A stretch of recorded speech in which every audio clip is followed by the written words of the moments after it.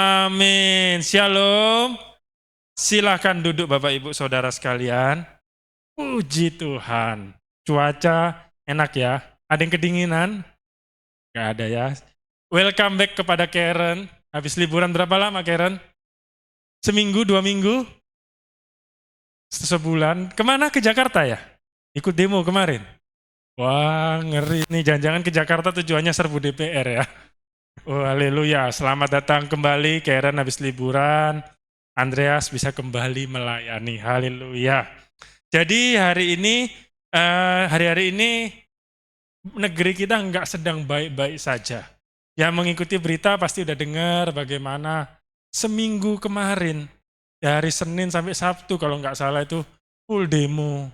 Bahkan sampai ada katanya disusupin, sampai ada penjarahan, anggota DPR sampai ada yang kabur ke luar negeri, rumahnya dijarah sama orang-orang kan. Bahkan ada beberapa artis yang terkenal ya, Uya Kuya, Eko Patria yang sudah jadi anggota DPR, rumahnya pun dijarah. Bahkan rusuh, katanya sudah 9 orang meninggal di kerusuhan demo kali ini. Lalu selain itu, sebelum terjadinya demo-demo ini, sudah banyak masalah dialami bangsa kita. Bagaimana perekonomian sedang tidak baik-baik saja. Bagaimana harga-harga terus naik, bagaimana ekonomi lesu akhir-akhir ini, bagaimana ada isu pajak mau dinaikkan. Pokoknya negara kita mengalami banyak masalah. Ditambah lagi, politik global sedang nggak baik-baik saja. Bagaimana ada perang di mana-mana, Iran dan Israel berperang. Lalu Cina dan Taiwan menuju perang sebentar lagi, Rusia dan Ukraina. Ekonomi tidak baik-baik saja, kondisi nggak baik-baik saja. Itulah tugas kita untuk berdoa bagi bangsa, amin. Siapa yang sudah mendoakan bangsa kita? Haleluya. Saya dengar kemarin Pak Jo cerita sama Ibu Linda ya, Indonesia sempat mau mengeluarkan apa itu, e-payment ya, Indonesia Payment itu ya. Pak Jo sama Ibu Linda berdoa, meminta supaya itu dibatalkan. Karena takutnya itu 666 ya Pak Jo ya. Pak Jo takut itu adalah akhir zaman. E-payment itu Pak Jo ya, betul ya? E-payment. ID payment. Itu pakai apa Pak Jo? Handphone atau? Nah, sesuai ini KTP. Jadi belanja-belanja ke depan jadi satu, nggak pakai uang lagi. Takutnya kata Pak Jo, jangan-jangan seperti yang dinubuatkan di Alkitab. Bahwa akan ada 666, harus punya itu baru bisa bertransaksi. Sampai Pak Jo didoakan, ditengking, puji Tuhan, cancel, batal. Beri tepuk tangan untuk Tuhan kita. Jangan meremehkan kuasa doa, amin. Bangsa kita hari ini butuh pendoa-pendoa. Jadi terus berdoa, saya salut sama gereja-gereja. Saya lihat semua denominasi serentak saat ada masalah kemarin berdoa bagi bangsa. Termasuk gereja kita, Betani Indonesia, doa nasional, awal bulan malah, sebelum ada krisis, dimulai dari tanggal awal-awal Agustus, itu sudah mulai doa berantai di Betani Nasional, Sumatera, Kalimantan, Sulawesi, Jawa, semua berdoa. Ternyata ada maksud Tuhan, amin. Hari ini saya mau firman sharing, saya beri judul Orang Samaria yang Baik. Saya mau sharing kan bingung, apa ya sharing? Karena saya mau sharing tentang Indonesia, sudah saya sharingkan di Bipro dan di FA. Janganlah yang lain. Tapi terus saya melihat keadaan sekarang bagaimana rusuh, bagaimana, kenapa sih terjadi, sampai demo-demo kenapa? Karena yang saya dapati, hikmat dari Tuhan bahwa adalah, itu semua terjadi karena kurangnya orang berintegritas. Kurangnya orang baik di Indonesia. Kita akan pelajari. Hari-hari ini kenapa demo bisa terjadi? Kenapa sampai rusuh terjadi? Karena manusia jatuh dalam dosa. Sekarang manusia itu menjadi sangat egois. Makanya sampai disebut homo homini lupus. Ada yang tahu istilah ini? Itu bahasa Latin ya, homo homini lupus. Homo itu manusia, homini itu sesama, lupus itu serigala. Jadi di Indonesia kan manusia itu seperti serigala bagi sesamanya. Maksudnya apa? Saling terkam, saling memakan. Pokoknya jahat lah. Ini menurut teori ini manusia itu jahat kepada sesama. Karena sebegitu egoisnya kita.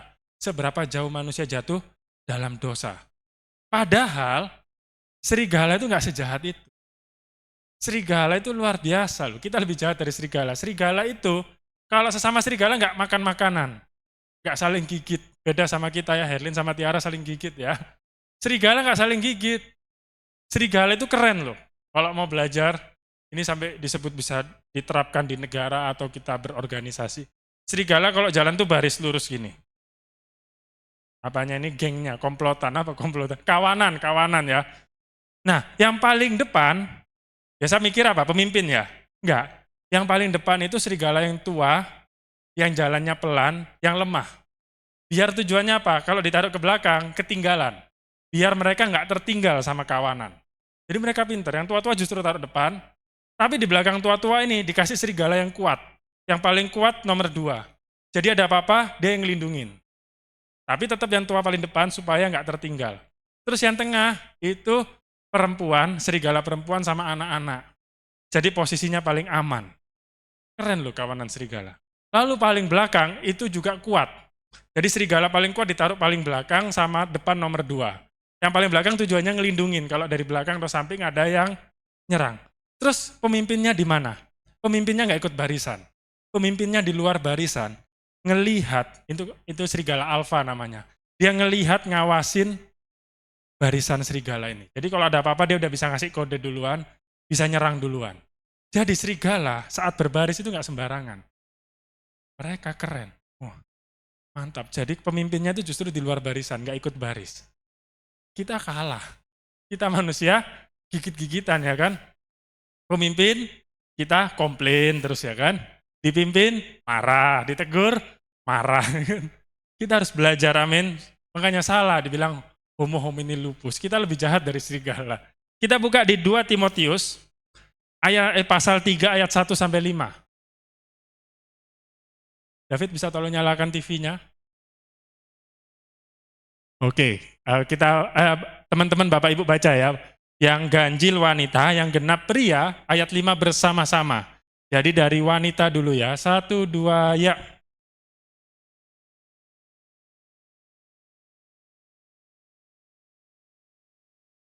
Pria 1, 2, ya.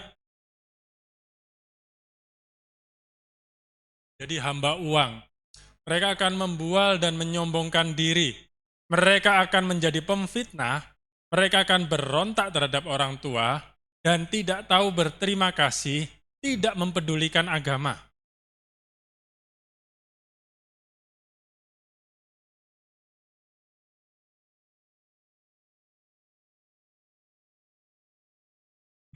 Ayat 4, suka mengkhianat, tidak berpikir panjang, tahu, lebih menuruti hawa nafsu daripada menuruti Allah. Bersama-sama ayat 5, 1, 2, ya.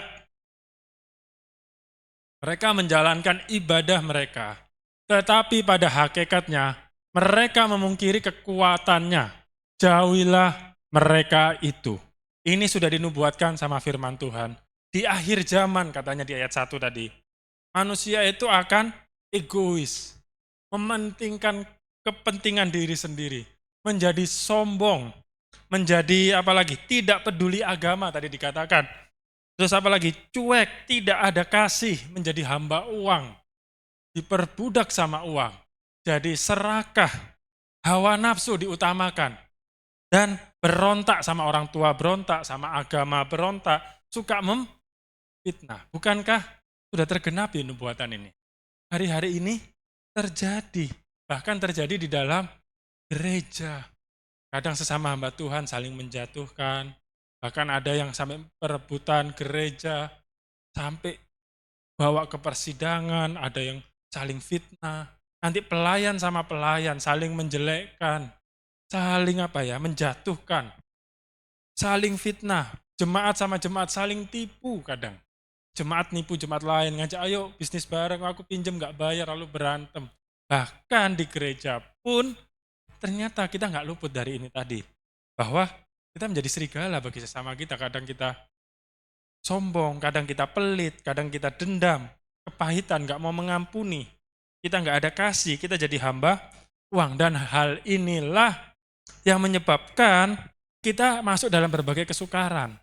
Hal inilah yang membuat ada perpecahan. Saat pejabat-pejabat kita serakah, jadi hamba uang. Mereka nggak lagi jadi perwakilan rakyat, jadi perwakilan rupiah ya kan, jadi perwakilan money. Akhirnya yang terjadi apa? Mereka korupsi. Mereka menghalalkan segala cara mempertahankan kedudukannya. Akhirnya yang terjadi rakyat marah. Rakyat yang tidak bisa mengampuni, seperti kata tadi, dendam, kepahitan, lakukan demo. Nggak terima. Demo ternyata ada orang yang berkepentingan, ingin melakukan pemberontakan, kayak pengkhianatan, serakah, dibikin supaya demo ini rusuh, ricuh, dibikinlah supaya terjadi penjarahan, terjadi sampai bunuh-bunuhan. Itulah kondisi manusia zaman sekarang. Tidak hanya di Indonesia, di seluruh dunia dinubuatkan oleh firman Tuhan. Di akhir zaman, manusia akan saling bunuh, akan saling memfitnah, sombong, saling cuek, cari uang masing-masing. Jadi kita harus bagaimana menghadapi akhir dunia ini? Orang-orang yang seperti apa yang dibutuhkan dunia, yang dicari oleh Tuhan? Kita buka di Lukas 10, ayat 30 sampai 37. Lukas 10, ayat 30 sampai 37. Jawab Yesus, ini perumpamaan sudah sering kita dengar ya. Adalah seorang yang turun dari Yerusalem ke Yeriko. Ia jatuh ke tangan penyamun-penyamun yang bukan saja merampoknya habis-habisan, tetapi juga memukulnya. Yang sesudah itu pergi meninggalkannya setengah mati. Jadi ada seorang dirampok di tengah jalan sampai hampir mati. Kebetulan ada seorang imam turun melalui jalan itu. Ia melihat orang itu, tetapi ia melewatinya dari seberang jalan. Ini seorang imam, seorang pendeta, seorang gembala. Nengok, kasihan ya, Tuhan berkati, terus pergi. Berikutnya, demikian juga seorang Lewi, pelayan, ya kan, Karen, Andreas, Calvin ini. Tadi Pak Gem, Pak Jo. Kasihan. Terus sekarang giliran Andreas lewat. Kasihan kali orang itu. Melihat orang itu, ia melewatinya juga dari seberang jalan, nyeberang pun enggak. Nengoknya di jauh, pura-pura enggak terjadi apa-apa lewat. Lalu datang seorang Samaria yang sedang dalam perjalanan ke tempat itu. Seorang yang Samaria ini seorang yang hina, musuhnya orang Israel, bahkan hukumnya haram bagi orang Israel makan bareng orang Samaria. Bahkan disamakan orang Samaria ini kayak bangsa anjing. Menurut orang Israel, bukan menurut saya ya. Zaman itu orang Samaria itu disamakan kayak anjing. Tapi justru ternyata orang Samaria yang punya kasih. Yang sedang dalam perjalanan ke tempat itu, dan ketika ia melihat orang itu, tergeraklah hatinya oleh belas kasihan. 34, ia pergi kepadanya, lalu membalut luka-lukanya, nggak sekedar ngomong, kasihan ya, semoga Tuhan ada yang tolong, gerakkan orang Tuhan untuk nolong. Enggak, dia action, dibalut lukanya, disiram dengan minyak dan anggur, kemudian dinaikkan ke atas keledai, tunggangannya sendiri lalu membawanya ke tempat penginapan. Dibawa, udah dirawat di jalan, dirawat lagi di penginapan. Berikutnya 35, keesokan harinya ia menyerahkan 2 dinar kepada milik penginapan itu. Katanya, rawatlah dia. Jika kau belanjakan lebih dari ini, aku akan menggantinya. Waktu aku kembali udah dirawat, keluar waktu, keluar tenaga, keluar uang. Dia penginapan udah bayar, masih kasih uang lagi. Berikutnya, siapakah di antara ketiga orang ini menurut pendapatmu adalah sesama manusia dari orang yang jatuh ke tangan penyamun itu? Jawab orang itu, orang yang telah menunjukkan belas kasihannya. Kasihan kepadanya. Kata Yesus kepadanya, pergilah dan perbuatlah demikian. Pergilah dan perbuatlah demikian. Apa? Mengasihi, yang menunjukkan belas kasihan. Ini yang Indonesia butuhkan. Kasih. Ini yang dunia hari ini butuhkan. Di mata Tuhan, orang Samaria ini melayani lebih dari imam dan orang-orang Lewi. Orang Samaria ini mungkin nggak pinter nyanyi, nggak pinter berkhotbah, nggak pinter pelayanan, tapi punya kasih. Hari-hari ini Indonesia, saya di awal bulan udah sharing, di awal bulan Agustus, nggak kekurangan orang pinter, kekurangan orang yang hidup benar. Orang Samaria ini contoh orang yang hidupnya benar. Orang hidupnya benar, buahnya apa? Kasih. Orang yang hidup benar, buahnya pasti kasih. Gak ada orang hidup benar gak mengasihi, itu gak ada. Maka orang imam dan orang Lewi tadi hidupnya gak benar. Karena dia gak menghasilkan kasih. Saat kita hidup dalam kebenaran, saat kita hidup dalam firman Tuhan, otomatis gak bisa ditolak, kita pasti menghasilkan kasih. Dan itu yang hari ini negara kita sangat krisis. Semua memikirkan kepentingan sendiri, dan gak ada lagi yang namanya wakil rakyat. wakil kepentingan, wakil partai, rakyat yang demo-demo dulu 98, yang mungkin mengalami Pak Jo, banyak yang ikut demo, sekarang jadi pejabat, sama saja ya Pak Jo ya. Dulu demo 98 menentang korupsi, hukum yang korupsi, turunkan, penjarakan, begitu naik sama. Karena apa? Hatinya belum, karena hidupnya belum benar. Hari-hari ini kita lihat, selama ini kita mungkin nengok yang punya jabatan tinggi, yang salah, dia salah, dia korupsi. Tapi kalau kita lihat, ternyata sebenarnya banyak orang Indonesia sama saja. Bedanya nggak dapat kesempatan aja, nggak dapat jabatan. Buktinya ada truk terguling, apa yang terjadi? Kalau di luar negeri truk terguling dibantu beres-beres ya, barang-barangnya jatuh. Dijarah. Saya pernah lihat tuh bawa sembako atau bawa telur gitu truknya. Terguling, supirnya meninggal, barang yang terjatuh dari truk itu dijarah rame-rame, ketawa-ketawa, divideokan lagi. Yang supirnya meninggal, HP-nya dan dompetnya hilang. Oh, apa bedanya sama koruptor yang di atas? Sering kita menyalahkan orang lain, tapi udah nggak kita introspeksi, jangan-jangan kita nggak beda loh. Jangan-jangan kalau kita diberi kekuasaan, kita bisa sama jahat. Buktinya dalam hal sederhana, menjara itu kan nggak boleh. Masa orang lagi berduka, malah kita jarah. Kayak kemarin demo, penjarahan, itu kan nggak boleh. Bahkan ada satu perusahaan swasta, ACC itu, leasing ya, leasing pembiayaan perusahaan swasta lah. Dijarah AC-nya, dispenser, kulkas diambil, bahkan kursi-kursi diambil. Apa bedanya? Orang-orang ini saat diberi kepercayaan, jadi entah gubernur, bupati, percayalah akan melakukan yang dia lakukan. Itu tetap sekarang menjarah, nanti korupsi, sama aja itu 11-12.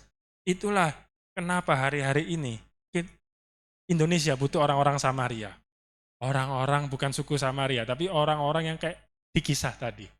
Yang rela berkorban, memberi bukan menerima.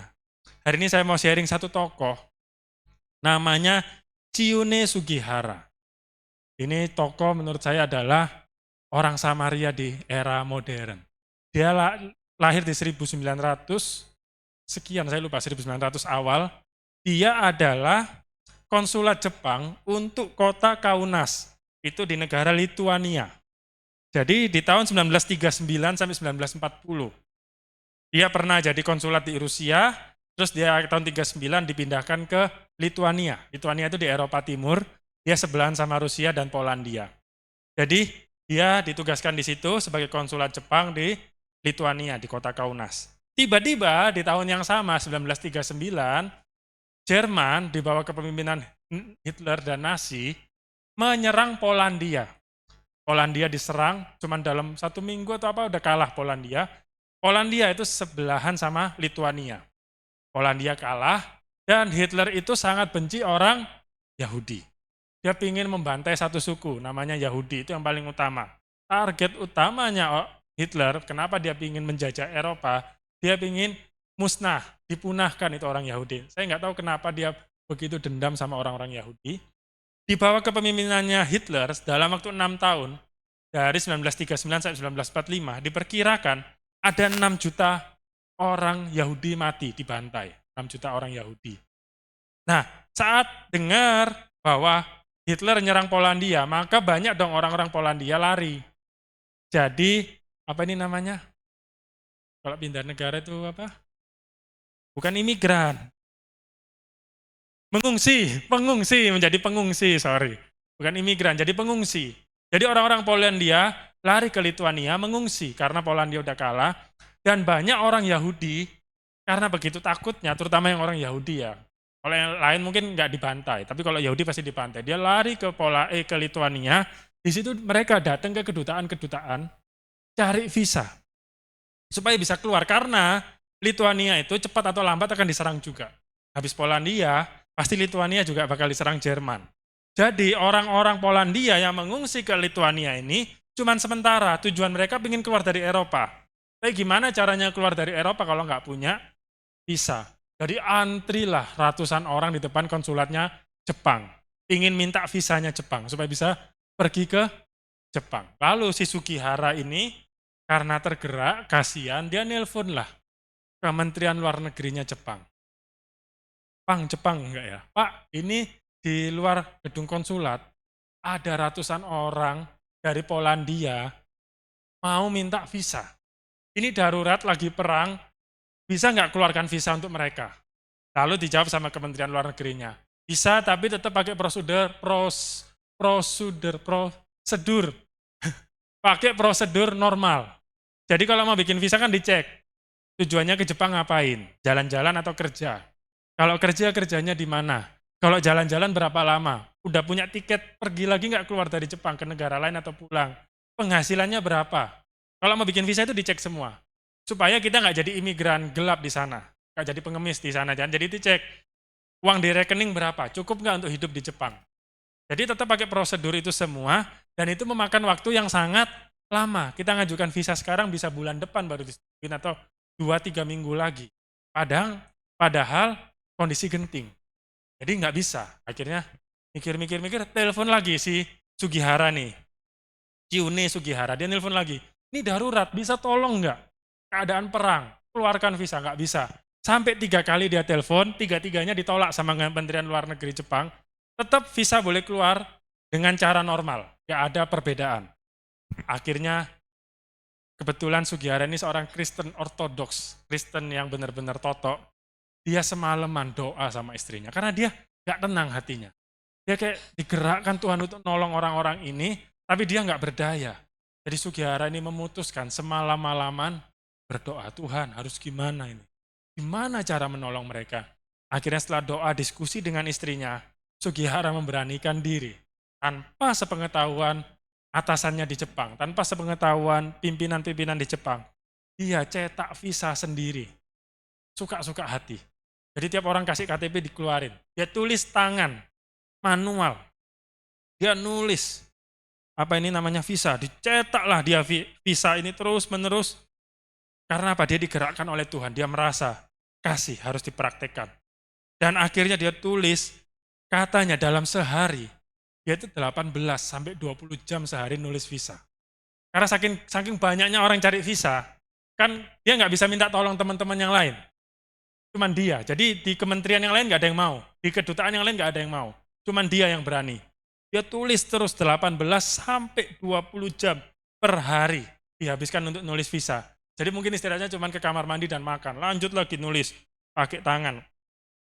Dan katanya saking banyaknya visa dicetak, dalam sehari Sugihara ini mencetak visa setara rata-rata Jepang mengeluarkan visa dalam sebulan. Bukan Jepang, maksudnya konsulat itu sebulan mengeluarkan visa berapa, itu cuma diselesaikan sehari. Tulis terus, pagi, siang, sore, sampai nulis. Bahkan akhirnya Jerman beneran nyerang Lituania. Jadi Lituania beneran diserang sama Jerman, Lituania kalah, akhirnya konsulat Jepang harus tutup. Jadi Sugihara ini disuruh pulang. Karena kan lagi perang. Udah kalah Lituania, jadi konsulat Jepang ditutup, disuruh pulang ke Jepang. Jadi dia pulang, dia sambil pulang, dia naik mobil, dia tetap bikin terus visa. Dia transit di hotel dulu, dia nginep di sebuah hotel. Orang antri di depan kamar hotelnya. Dia di dalam kamar hotel nggak berhenti nulis visa. Tulis terus. Pokoknya dia nulisnya 10 hari. 10 hari dulu di Jepang. Yang penting mereka bisa transit 10 hari. Nanti urusan nanti pikir dia. Jadi dia keluarin terus. Terakhir dia naik kereta api, dia tetap nulis. Orang tuh sampai ngejar-ngejar kereta apinya, sampai yang orang udah ketinggalan. Visa ini dia tetap nulis, dia buang di luar jendela kereta api. Dia berharap orang-orang ini mungut. Nanti kan dicari. Jadi dia tulis buang dari luar kereta api itu. Sampai kan melalui Rusia, akhirnya dia sampailah di Jepang. Dan luar biasanya, menurut catatan sejarah, Sugihara ini total dalam waktu cuma 1 minggu doang gitu, mencetak 2.000 lebih visa. 2.000 visa. Ilegal ini ya, tanpa sepengetahuan atasannya. Dan banyak dari visa ini visa keluarga. Jadi, ya, satu visa bisa untuk suami, istri, anak-anak. Diperkirakan kurang lebih 10.000 orang yang diselamatkan sama Sugihara ini. 10.000 orang Yahudi selamat karena Sugihara. Karena dia nggak kenal lelah. Terus tulis visa. Tapi ada resiko yang dia tanggung. Di tahun 1947 setelah perang selesai, si Sugihara dipecat sama pemerintah Jepang. Dia dipecat karena dianggap melanggar aturan. Kan visa nggak boleh sembarangan. Ini suka-suka aja keluarin visa, kan nggak boleh. Nggak bisa seorang konsulat suka-suka bikin visa, cuman karena itu darurat, dia tergerak rohani, nuraninya, dan dia 1947 menerima konsekuensinya, dia dipecat. Tapi dia tetap nggak apa-apa, dia keluar, dia nggak lagi kerja di Kementerian Luar Negeri, dia jadi rakyat biasa. Dan singkat cerita, di tahun 1985, pemerintah Israel itu bikin sebuah museum. Museum ini berisi sejarah Perang Dunia, gimana orang-orang Yahudi dibantai. Terus ada satu monumen, itu bertuliskan nama orang-orang asing yang nolongin orang Yahudi. Jadi orang non-Yahudi yang membantu orang Yahudi itu dikasih tugu spesial. Dan salah satunya, di situ ada nama Sugihara. Sugihara masuk di tugu itu. Dikasih penghormatan, diundang ke Israel untuk datang menyaksikan itu tahun 85. Sugiharanya udah nggak sanggup, dia udah tua. Jadi dia nggak datang ke Israel, yang datang istri sama anaknya, mewakili. Namanya dicatat di sejarah Israel. Terus di tahun yang sama, di tahun 85 juga, di kampung halamannya di Jepang, di kota Yaotsu, dibikin Memorial Chiune, nama dia kan Chiune Sugihara.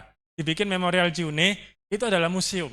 Jadi di Israel ada museum, di Jepang, di desanya orang ini lahir, juga ada museum khusus untuk dia. Bagaimana perjuangan dia nyelamatin orang Yahudi, di Jepang dibuat. Ada patungnya dia juga. Namanya Chiune, Memorial Chiune. Dan tahun 86 dia diwawancara. 85, dia tahun 86 meninggal. Jadi ini setahun sebelum dia meninggal, ini semua penghargaan dia terima.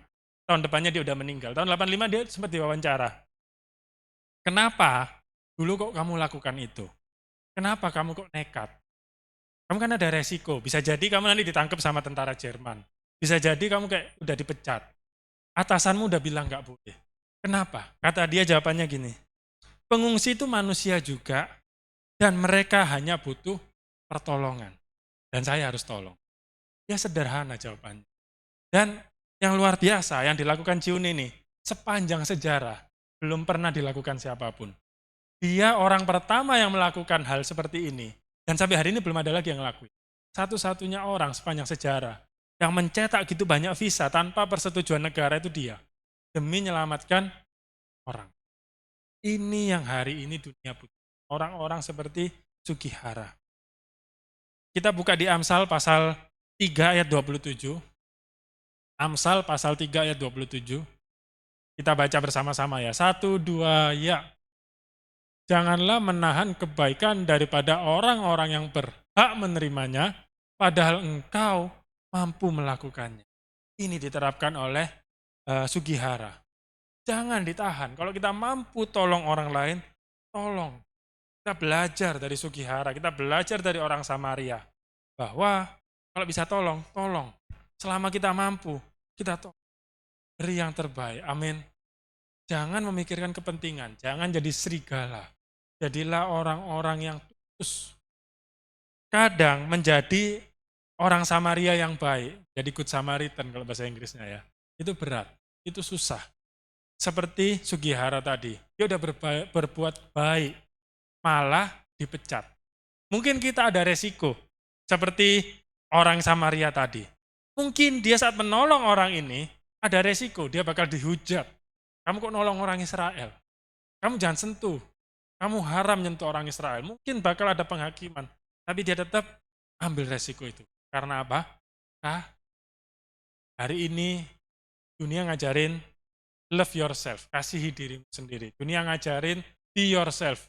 Jadilah diri sendiri. Ajaran dunia seolah-olah baik. Tapi semua ajaran ini mengerucut pada egoisme. Keegoisan.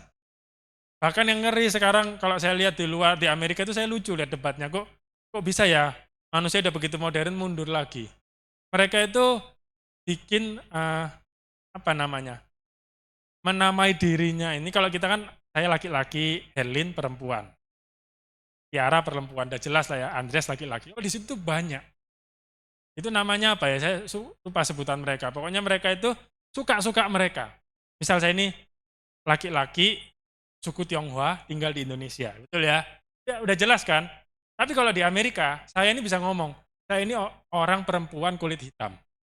dan orang lain harus menerima. Kan nggak logika. Warna kulit saja nggak hitam, tapi Bu, di situ kayak mereka itu saking begitu egoisnya, ya kamu harus nerima. Aku ini orang kulit hitam. Padahal saya nggak hitam contohnya. Aku ini bule, orang kulit putih. Hidungku mancung, padahal hidungnya nggak mancung contoh. Saya ini perempuan berkulit putih, keturunan Eropa. Mereka bisa suka-suka mengklaim dirinya itu sebagai apa. Sudah sangat jauh manusia ini sekarang jatuh dalam dosa. Semua yang diramalkan, yang dinubuatkan di Alkitab sedang terjadi termasuk di bangsa kita. Kita harus hati-hati. Kasih. Bayangkan kalau kita semua bisa jadi kayak Sugihara. Bayangkan kalau kita semua bisa kayak jadi orang Samaria. Gak ada itu perang. Gak ada itu. Israel lawan Palestina, terus Rusia, Ukraina, sesama bangsa saling bunuh. Korupsi gak ada.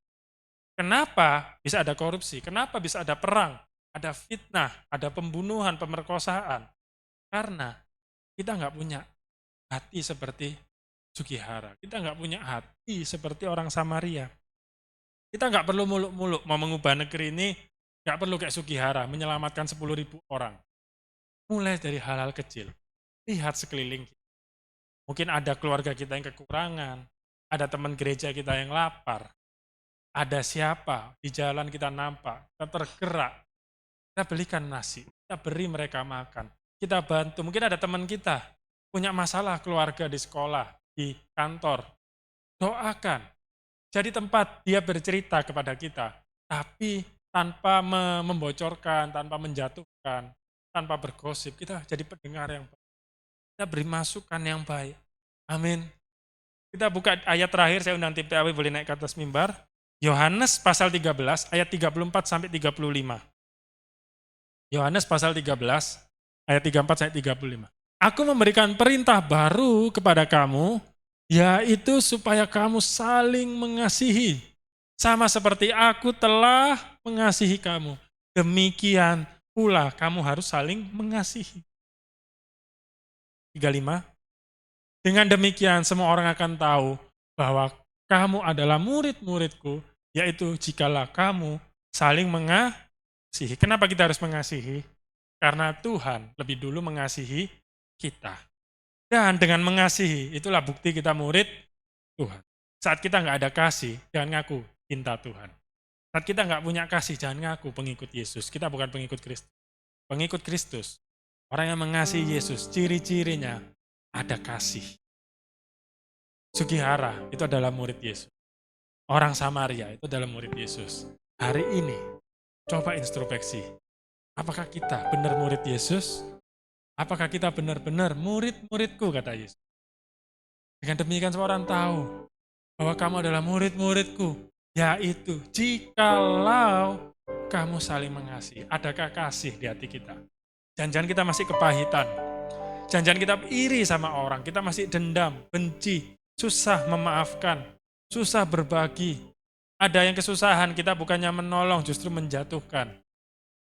Jangan-jangan kita bukan murid Yesus. Di sini semua mau jadi murid Yesus, amin. Mari miliki kasih. Saat kita saling mengasihi, rumah akan terasa seperti surga. Saat kita saling mengasihi, keluarga yang berantakan akan pulih. Dan saat keluarga yang berantakan ini pulih, gereja akan pulih. Dan saat gereja pulih, kantor kita, tempat kerja kita, sekolah kita akan menjadi penuh damai. Saat kita ada kasih, kota kita akan damai. Saat kita ada kasih, bangsa kita akan menjadi lebih indah dan lebih baik. Saat kita ada kasih, dunia ini tidak akan lagi ada perang. Dunia ini tidak akan lagi ada dalam kegelapan. Semua dimulai dari kasih. Mari mulai hari ini, ayo kita saling kasih. Kita tundukkan kepala kita, mari kita bersatu di dalam doa. Terima kasih ya Tuhan, untuk berkat-Mu malam hari ini kami boleh belajar melalui kisah orang Samaria dan Sugihara, bagaimana kami harus saling mengasihi. Ampuni setiap kami, barangkali ada di antara kami yang masih menyimpan dendam, menyimpan amarah, yang menyimpan kepahitan, yang mungkin susah mengampuni keluarga kami, teman-teman kami. Ampuni kami ya Tuhan, jika kami selama ini mungkin pelit, kami cuek terhadap teman kami yang membutuhkan. Ampuni setiap kami, jika mungkin selama ini kami belum memiliki kasih seperti Engkau mengasihi kami. Kiranya ya Bapa, malam hari ini ajar setiap kami, latih, didik kami ya Tuhan, untuk boleh menjadi kasih, kepanjangan kasih-Mu bagi bangsa ini, bagi keluarga kami, bagi gereja kami ya Tuhan. Terima kasih ya Bapa, kami yakin saat kami semua saling mengasihi, bangsa kami pasti akan dipulihkan. Saat kami saling mengasihi, Indonesia akan menjadi maju, penuh berkat Tuhan. Terima kasih ya Bapa. Hamba selesai berbicara, sembunyikan hamba di balik salib-Mu. Kiranya firman-Mu terus berbicara, Roh Kudus terus menguatkan, mengingatkan setiap kami hari ke hari. Di dalam nama Tuhan Yesus. Haleluya. Amin. Saya serahkan ke Pak Jo.